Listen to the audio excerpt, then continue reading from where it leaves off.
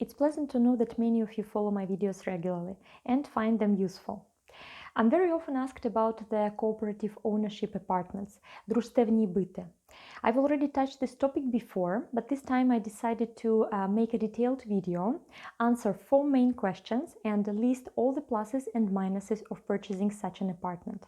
Let's go ahead. In Czech Republic, there are 3 types of ownership of the property. First is individual. In Czech it's osobní. Cooperative, in Czech it's družstevní, and state, obecní. First question, what do I buy when I purchase a cooperative apartment?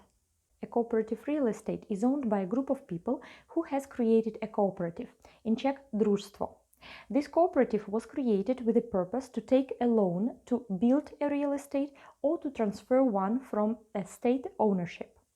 So the first important note is that when you buy a cooperative apartment, for example, you do not buy an apartment, you buy a membership in a cooperative.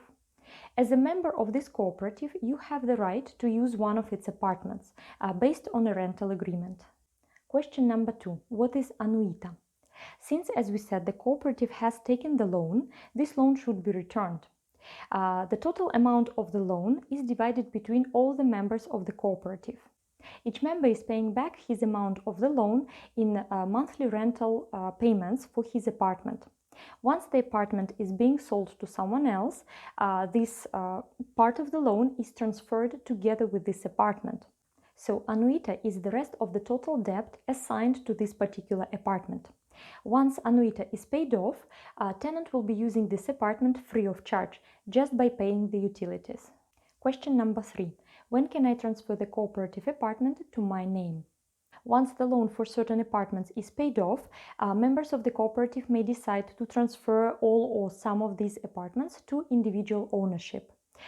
This procedure may be payable, and the fee may be within several thousands of Czech crowns.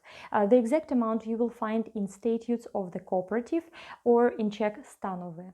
Now let's speak about the positive and negative sides of purchasing a cooperative apartment. The first challenge can be already financing of such a purchase.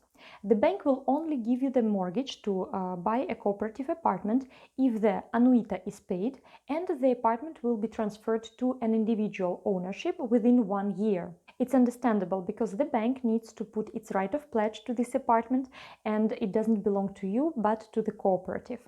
So in order to prove that the apartment will be transferred to your name, the cooperative needs to issue a promise that it will transfer it to individual ownership. The trouble is that not all the cooperatives can provide you such a promise. From another hand, cooperative properties can be a great option for people who are not eligible for mortgages but have some savings.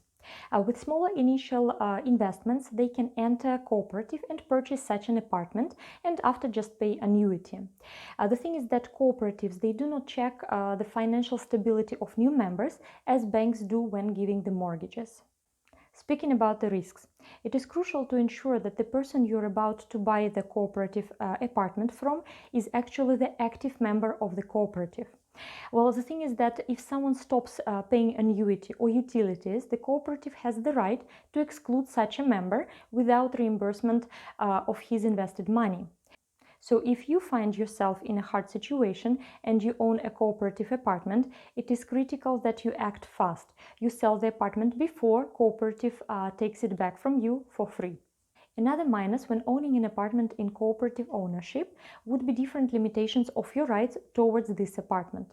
You should familiarize yourself even before you purchase such an apartment. For example, if you can sublet this apartment and how much it would cost you. One more important risk to mention is the risk of fraud. In all the cooperatives, there are people who have access to its funds. So before you purchase a cooperative apartment, you should look into its accounting to see how well maintained this cooperative. For example, if it's in plus or in minus. Of course, it's not going to prevent 100% the risk of fraud, but may already signal some problems. Let's continue with pluses.